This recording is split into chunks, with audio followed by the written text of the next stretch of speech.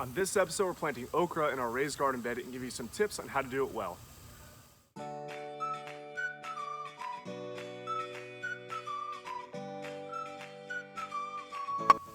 Hi everyone, I'm Bryan from GardenInMinutes.com, and this is Easy Growing episode number 29. On today's episode, we're planting okra in our raised garden beds. Okra is a southern favorite, but it can be planted anywhere in the country as long as your soil temperature is above 70 degrees. Basically, okra likes to have nice warm weather to grow, so as long as you have some pretty warm weather, you're fine to plant it anywhere and grow it this summer. So, some companions for okra. Okra is pretty friendly with most every plant, so some really great companions would be lettuce, tomatoes, peppers, basil, and watermelon, just like we talked about in our previous Easy Growing episode. So okra, you're going to want to plant one plant, garden grid watering system square. Give it a good amount of water.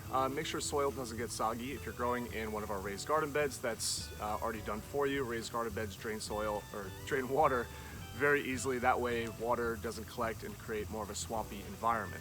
So let me go ahead and take you over to our raised garden and let's plant some okra.